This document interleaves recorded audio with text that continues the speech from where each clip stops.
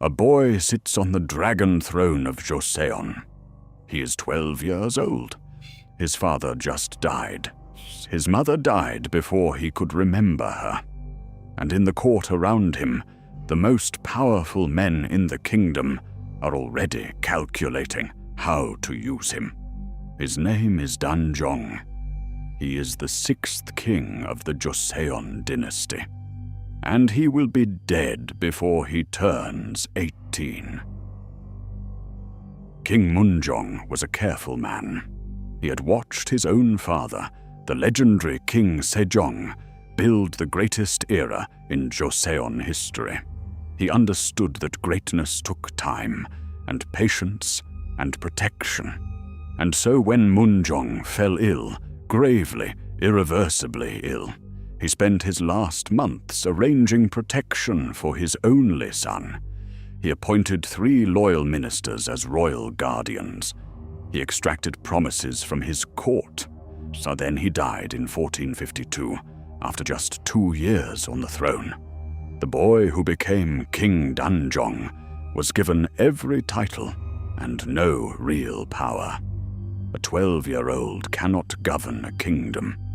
He can only sit still and hope that the people around him are loyal. Some of them were, but one man was not. His name was Prince Suyang. He was Danjong's uncle, the most brilliant and dangerous man in Joseon.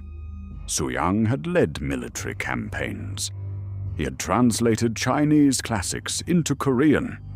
He was physically imposing, politically ruthless, and absolutely convinced that he understood power better than anyone in the kingdom. He watched his young nephew sit on the throne and saw not a king, but an obstacle. For 2 years, Suyang moved quietly, building alliances, identifying loyalists to eliminate, planning with the precision of a general. On the night of October 10th, 1453, Prince Suyang struck. He went to the home of King Sejo, Danjong's most powerful minister and protector, and had him killed. Then his men moved through the capital, eliminating minister after minister before they could organize resistance. By morning, the coup was complete. The royal guardians were dead or exiled. The court belonged to Suyang. Danjong was still king. But a king who has lost all his protectors is not a king. This night is known in Korean history as the Gyeyu Coup. For 2 years, Suyang governed through his nephew.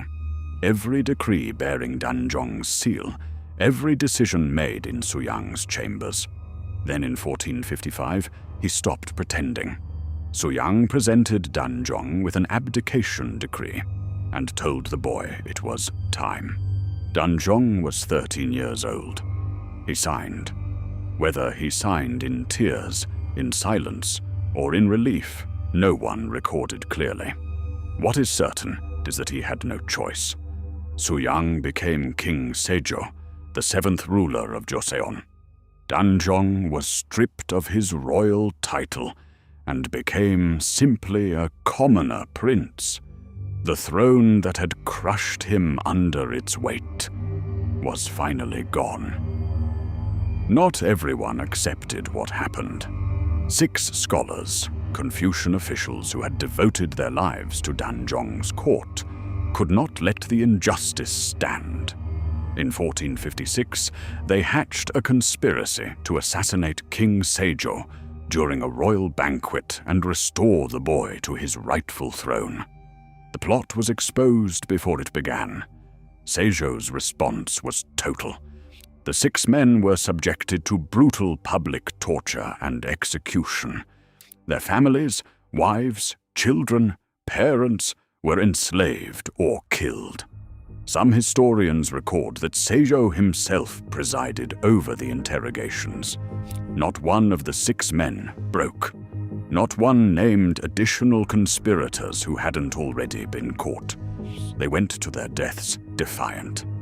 Korea calls them the Sayuksin, the 6 martyrs. Their story is taught in every Korean school today.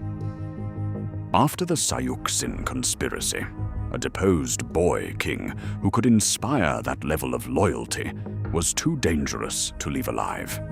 In 1457, Danjong was formally exiled. He was taken to Yongwol, a small cold mountain village hundreds of miles from the capital, far from anyone who might rally to his cause. He was 16 years old. 1 year later, the order came.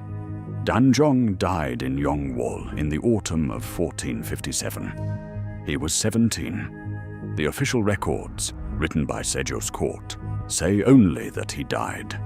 Modern historians believe he was almost certainly killed, poisoned or strangled on Sejo's direct orders. The exact method remains, to this day, a matter of historical debate. His body lay unattended for 3 days. A low-ranking local official named Yeom Hung-to secretly collected the body and buried it, knowing that helping the disgraced prince could mean his own execution. King Sejo ruled Joseon for 13 more years. He reformed the legal code. He expanded the military. He is credited with significant achievements, but his name carries a shadow that his accomplishments have never fully erased. For 241 years after Danjong's death, his name was forbidden in the royal records.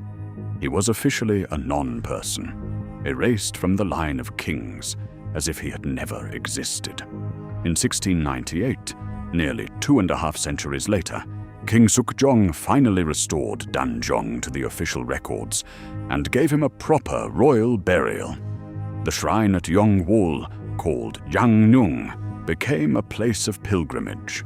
Today, Joseon's 6th king is remembered not for what he achieved. He was 12 when the world closed around him, but for what was done to him.